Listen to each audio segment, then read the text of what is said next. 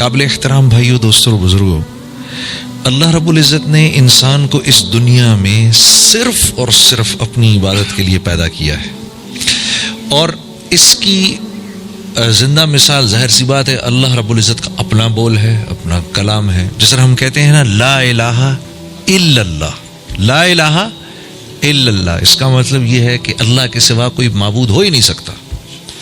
ٹھیک ہے نا، اللہ کے سوا کوئی الہ ہو ہی نہیں سکتا، ہے ہی نہیں. ٹھیک ہے، الا اللہ. ٹھیک ہے. اور جب ہمارے ساتھی، ہمارے بڑے بزرگ، ہمارے جو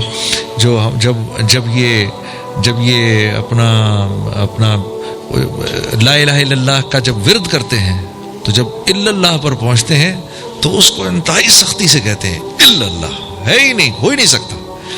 اسی طرح قرآن کی آیت ہے وما خلقت الجن والانس الا لیعبدون، کہ اللہ پاک فرما رہے ہیں جن و انس کو بنایا ہی نہیں کسی اور کام کے لیے سوائے اس کے کہ یہ میرے بن کے رہیں.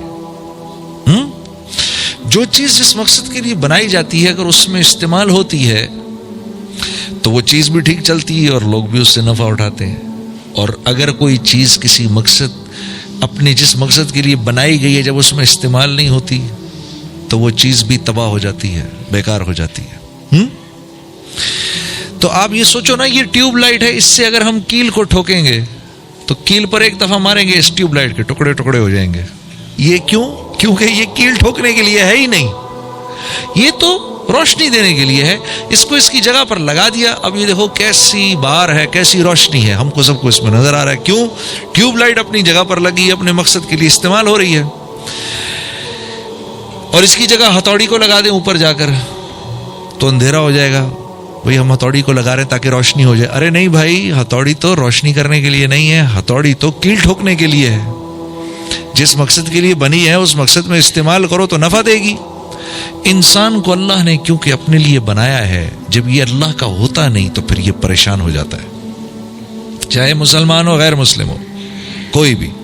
ہاں، کیونکہ اللہ رب العزت نے عالم ارواح میں انسانوں کی روحیں سامنے تھیں، اپنی تجلی ماری ان پر. ہاں، روحیں مدہوش ہو گئیں اور پھر پوچھا الست بربکم، کیا میں تمہارا رب نہیں ہوں؟ یقین کرو ہم سب نے، ہماری روحوں نے، ابو جہل کی روح نے، فرعون کی روح نے، نمرود کی روح نے، شداد کی روح نے، ان بڑے بڑے کافروں تک کی روحوں نے جب اللہ کی تجلی ان پر پڑی ہے تو کہا بلا، آپ کے علاوہ اور ہمارا رب ہو کون سکتا ہے؟ رب کس کو کہتے ہیں؟ رب کس کو کہتے ہیں؟ مفتی تقی عثمانی صاحب کا وہ کلام میں کبھی کبھار پڑھتا ہوں. محبت کیا ہے؟ دل کا درد سے معمور ہو جانا. محبت کیا ہے؟ دل کا درد سے معمور ہو جانا، متاع جاں کسی کو سونپ کر مجبور ہو جانا. ہاں، اپنی خوشی نہ خوشی کسی کو سونپ کر مجبور ہو گئے. بیٹا میں جانتا ہوں یہ تیری پسند کی چیز ہے، بیٹا میں جانتا ہوں بڑے عرصے سے تو مانگ رہا ہے، لیکن میں کیا کروں، اللہ اور اس کے رسول کا حکم نہیں، بیٹا میں نہیں دے سکتا تجھے. ہاں، مجبور ہوں میں، اپنا بھی دل چاہ رہا ہے، اکلوتا بیٹا ہے، اکلوتا بچہ ہے، رو رہا ہے، آنکھوں میں آنسو ہیں، مجھے چاہیے مجھے چاہیے، لیکن نہیں بیٹا نہیں بیٹا، تیرے آنسو برداشت کر سکتا ہوں. ہاں، تو کیا تیرے جیسے 100 ہوں آنسو برداشت کر سکتا ہوں، لیکن اللہ کا حکم نہیں توڑ سکتا، بیٹا میں مجبور ہوں. ہاں، تو متاع جاں یہ محبت کی نشانی ہے، متاع جاں کسی کو سونپ کر مجبور ہو جانا. ہاں، جب ہم کہتے ہیں نا رب ہے اللہ میرا رب ہے، تو پھر کیا ہے؟ اللہ من چاہی نہیں چلے گی، رب چاہی چلے گی. ہاں، لا الہ الا اللہ کا مفہوم کیا ہے؟ ہاں، من چاہی نہیں چلے گی، رب چاہی چلے گی. جیسے آپ چاہیں گے ویسے کریں گے. یا اللہ میں کچھ نہیں، میرا کچھ نہیں، مجھ سے کچھ نہیں. یا اللہ آپ کا سب کچھ، آپ ہی سے سب کچھ اور آپ ہی سب کچھ. ہاں جی، تو اس نہج پر اللہ چاہتے ہیں ہم آ جائیں، اس نہج پر. یہ کہنے کو معمولی سی بات ہے، پتہ ہے قرآن کی آیت اتر رہی ہے وَإِن تُبْدُوا مَا فِي أَنفُسِكُمْ، جو کچھ سامنے کر رہے ہو، او تخفوہ، اور جو دلوں کے اندر گزر رہی ہے، یحاسبکم بہ اللہ، اللہ تم سے دونوں چیزوں کا مواخذہ کرے گا. اللہ تم سے دونوں کا مواخذہ کرے گا. اب دل پر تو اپنا کنٹرول نہیں ہے, دل میں پتہ نہیں کیا کیا ہے. تو صحابہ کرام جو کہ اطاعت کا مجسمہ تھے, وہ تو ہر وقت اس حال میں رہتے تھے, ایک حال میں رہتے تھے وہ. ہاں, اللہ کے نبی کی صحبت کا اثر ایسا تھا, وہ ایک حال میں رہتے تھے, اس انتظار میں رہتے تھے کہ کوئی اللہ کا حکم آئے جس پر کہ ہم مر مٹیں. وہ اس حال میں رہتے تھے. ہاں, کوئی تو اللہ کا حکم آئے, میری جان استعمال ہو جائے. ہاں, کسی طریقے سے. وہ اللہ کے نبی کی صحبت کا یہ اثر تھا ان کے اوپر.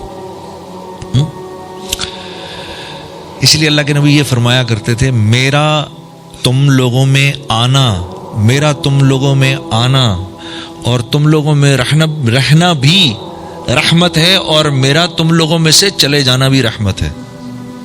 ہاں, کیونکہ دیکھو نا, اگر سورج ہر وقت چمکتا رہے, ہر وقت چمکتا رہے سورج, اور رات ہی نہ ہو, تو پھر ایک وقت آئے گا سارے درخت جل جائیں گے. ایسا ہی ہوگا نا. ہاں, صحابہ پر اب وہ حال آنے والا تھا اللہ کے نبی صلی اللہ علیہ وسلم کی صحبت کی وجہ سے, کہ اب وہ اپنے دنیا کی اتنی بے رغبتی آ گئی تھی کہ کپڑے پھاڑ کے جنگلوں میں نکلنے والے تھے. تو یہ بھی مقصود نہیں ہے. ہاں, مقصود تو دنیا میں رہنا ہے نا. اس لیے اللہ کے نبی فرمایا کرتے تھے, میرا تم لوگوں میں رہنا بھی رحمت اور تمہیں چھوڑ دینا بھی رحمت ہے. ہاں, تو اب صحابہ کرام گھبرا گئے, یا رسول اللہ, اپنے عمل پر تو چلو زور ہے کسی کا, دل پر کیا زور ہے؟ تو آپ صلی اللہ علیہ وسلم نے کیا ارشاد فرمایا, آپ نے کیا فرمایا, تو تم کیا کہنا چاہتے ہو؟ جیسے بنی اسرائیل نے موسیٰ سے کہا کہ اس حکم کو مانیں گے, اس کو نہیں مانیں گے, تم بھی یہی کرنا چاہتے ہو؟ تم کہو سمعنا واطعنا غفرانک ربنا والیک المصیر. یہ بولو تم لوگ, ٹھیک ہے اللہ تیرا حکم آ گیا, سن لیا ہم نے, سمعنا, اور اب اس کی اطاعت کے لیے ہم تیار ہو گئے. غفرانک, یا اللہ معاف کرنا, اگر کوئی کمی بیشی ہو جائے نا معاف کرنا, اور معافی تیرے سے اس لیے مانگ رہے ہیں کیونکہ تیرے پاس آنا ہے ہم نے. تم یہ بولو. صحابہ نے کہا سمعنا واطعنا غفرانک ربنا والیک المصیر. اس پر اللہ رب العزت اتنے خوش ہوئے کہ یہ اس آیت کا حکم پھر اللہ نے مسترد فرما دیا, لا یکلف اللہ نفسا الا وسعها. نہیں, ہم تو بس دیکھ ہی رہے تھے تم لوگوں میں کتنی محبت ہے, ہم کسی جان سے ایسا عمل نہیں مانگتے جو اس کے بس سے باہر کی بات ہو. ہاں, اللہ تو اللہ ہے. ہاں, صحابہ کرام کیسے ہی کیوں نہ ہو, بہرحال اللہ تو اللہ ہے. ہمارے لیے مثال ہے, ہمارے یہ بات ایک مثال ہے کہ ہم تو عام حکموں کو سن کر ہم کہتے ہیں یہ کیسے کریں گے.